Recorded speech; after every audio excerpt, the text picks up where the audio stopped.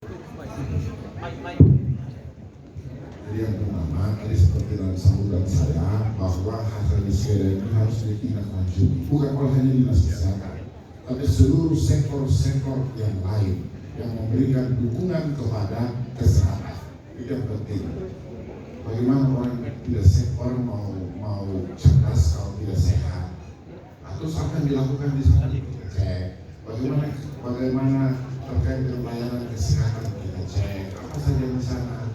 Bagaimana terkait dengan eliminasi penguatan malaria, stunting dan lain-lain kita cek. Kurang lebih itu yang terkait dengan sektor lain. Kalau dinas kesehatan harus minimal dia sudah punya pola untuk bagaimana membuat kesehatan di Mimika ini jadi baik. Kurang lebih seperti itu. Tapi Pak Kadis mungkin tambah. Ya, terima kasih Bapak Wakil Bupati. Jadi kami akan menindaklanjuti ini dengan melakukan kembali pola-pola intervensi, terutama promosi dan preventif, dan juga memastikan kasus-kasus yang kami dapati di lapangan waktu survei, misalnya kasus diabetes atau kasus hipertensi. Pola ini diintervensi terintegrasi dengan program puskesmas, yaitu 5 upaya kesehatan masyarakat esensial, yaitu upaya promosi preventif, upaya gizi masyarakat, upaya pelayanan kesehatan ibu dan anak, kemudian upaya pengendalian penyakit, baik menular maupun tidak menular, dan terakhir adalah upaya kesehatan lingkungan. Itulah yang nanti akan kami lakukan. Mulai minggu depan kami action dengan melakukan pelatihan dulu, kemudian menyusun SOP, kemudian timeline, dan kami melakukan intervensi. Paling tidak intervensi 3 bulan pertama ini akan menjadi penting yang nanti akan kami laporkan kepada Bapak Bupati pada awal Januari tahun 2023. Terima kasih.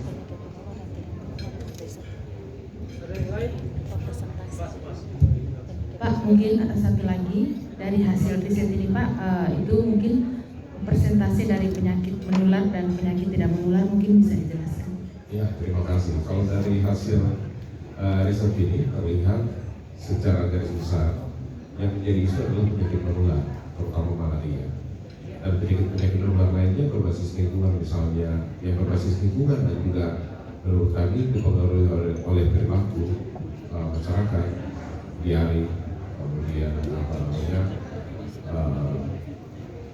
pneumonia, seperti itu. Jadi penyakit menular yang berbasis lingkungan ini masih menjadi isu. Itulah sebenarnya dari hasil riset ini kita akan kembali untuk memetakan. Untuk penyakit tidak menular memang ada risiko, tapi mulai meningkat. Sehingga tadi kesimpulannya ada beberapa ganda. Saya pikir itu gambaran. Jadi yang menjadi prioritas kami hari ini yaitu penyakit menular harus bisa dikendalikan dengan secara maksimal. Mungkin Pak Pande menambahkan, ini kebetulan Profesor Pande dari Yayasan Bikat dan juga mendampingi kami dalam kesehatan. Ya, makasih. Seperti yang disampaikan oleh Pak Kadis tadi, yang pertama untuk penyakit menular tentu saja malaria masih tidak masalah, dan itu tidak hanya untuk Mimika tapi juga untuk Papua secara keseluruhan. Tapi yang penting juga yang harus dicatat sebenarnya sudah ada angka yang cukup baik sebenarnya dari sisi perilaku yang tidak dan juga itu masih perlu ditingkatkan. Kemudian juga diare itu tadi mungkin erat sekali kaitannya dengan kondisi kesehatan lingkungan seperti yang dijabarkan tadi, akses ke air bersih dan juga sanitasi. Kemudian HIV ya, memang secara umum kan kita sudah tahu Papua juga secara angka memang lebih tinggi dibandingkan Indonesia. Tadi sudah disampaikan Pak Kadis, angka kondisi kita sendiri sebagai lebih baik dibandingkan angka Papua, tapi HIV kita menjadi perhatian penting kita ke depan dalam kondisi penanggulangannya. Kemudian untuk penyakit tidak menular kita sudah harus mulai memperhatikan masalah yang berkaitan dengan diabetes mellitus misalnya, kemudian juga obesitas, terutama pada perempuan, obesitas sentral, kemudian juga ini tercermin dari hasil pemeriksaan kontrol dan juga gula darah sewaktu misalnya. Ini harus menjadi perhatian. Dalam istilah dunia kesehatan kita sering sebut sebagai double burden, beban ganda. Saya kira itu. Terima kasih. Baik Pak, jadi dalam Dikisdas ini kan kerjasama dari pemerintah Kabupaten Mimika melalui Dinas Kesehatan dengan PT Freeport Indonesia ya. Mungkin dari PT Freeport Indonesia bagiannya apa dalam Dikisdas ini? Baik, terima kasih Pak Telton Tadi di awal saya sampaikan ini hanya menegaskan kembali sebenarnya kerjasama yang panjang antara pemerintah daerah dan PT Freeport Indonesia. Kita menyadari bahwa kami punya kepentingan bersama. Kalau masyarakat sehat, kalau mimika malaria turun, itu akan berdampak langsung kepada operasi kita. Kalau karyawan kita sehat, kalau sampai di Timika ini Pak PLT Bupati tidak kena malaria, mereka bisa kembali kerja dengan sehat dan kita tidak kehilangan hari kerja. Kira-kira itu contoh-contoh kecil kenapa kami punya kepentingan dalam studi ini, dalam riset kesehatan dasar ini. Tadi setelah dilaporkan oleh Ketua Panitia riset kesehatan dasar bahwa kami memberikan dukungan penuh bagi pelaksanaan ini karena terus terang ini mobilisasinya besar sekali. Ada ratusan enumerator yang diterjunkan, ada ribuan sampel yang harus dihandling sesuai standar penelitian, sehingga nanti angka-angka yang keluar ini bisa dipertanggungjawab secara saintis, secara akademik ini bisa dipertanggungjawabkan karena semua itu mengikuti prosedur-prosedur penelitian yang sama. Jadi dukungan kita untuk menegaskan kembali sebenarnya komitmen kita untuk bersama-sama dengan pemerintah daerah ikut membangun Kabupaten Mimika yang lebih baik. Terima kasih.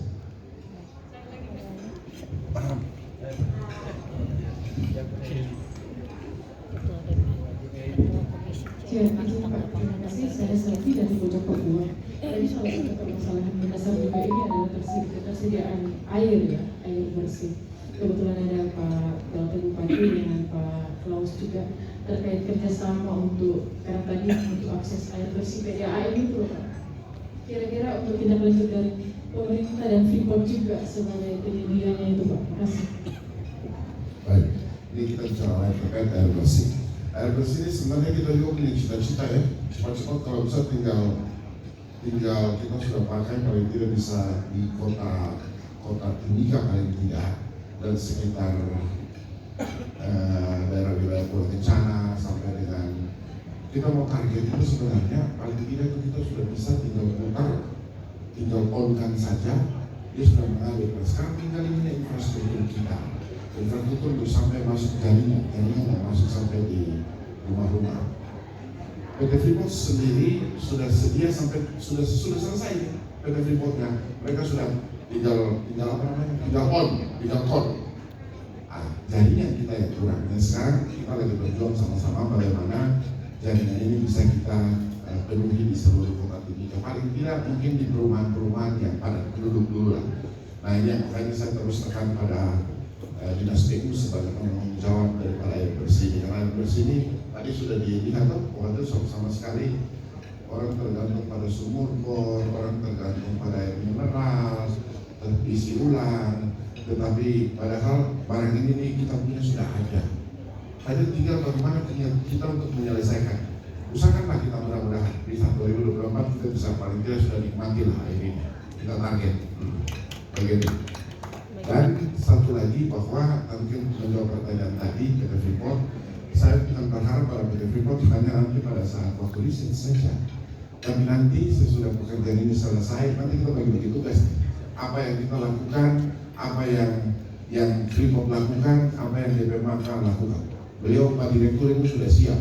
Yang penting pemerintah harus ada di depan, tinggal sampaikan sama kami kerja. Kurang lebih seperti itu. Ada ditambahkan.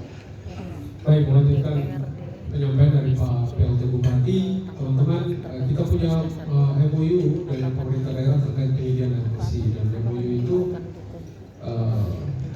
memberikan tanggung jawab kepada PT FI untuk membangun water processing plant ya, dan itu sudah selesai di Kuala Kencana dan sejak 2019 mau pinjam istilah tadi ini tinggal kasih on terus airnya kira-kira sudah siap dan itu kapasitasnya 200 liter per detik, jadi termasuk besar sekali. Dan kalau ini berhasil, teman-teman, bapak-bapak, mama-mama, anak-anak yang ada di Timika akan minum air yang sama dengan air yang saya minum di Kuala Kencana. Jadi ini kerinduan kita. kerinduan kita supaya air bersih ini bisa dinikmati. Kenapa? Kalau lihat hasil survei dari Pak Kadis dengan teman-teman di Dinas Kesehatan, air bersih ini jadi ibu dari semua masalah. Kalau kita bisa selesaikan ini, mungkin kita bisa kurangi kira-kira 30-40% isu mengenai kesehatan. Dan yang paling penting adalah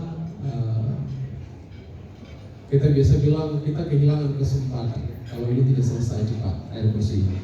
Karena mungkin kita kalau buang lagi 3 tahun, berarti total kita akan kehilangan 5 tahun untuk membuat anak-anak kita lebih baik, lebih cerdas, lebih sehat. Terima kasih. Waktu saya kembalikan.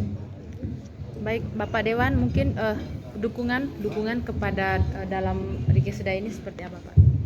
Oke, baik. Dari DPR tentunya tidak terlepas dari 3 fungsi. Ya.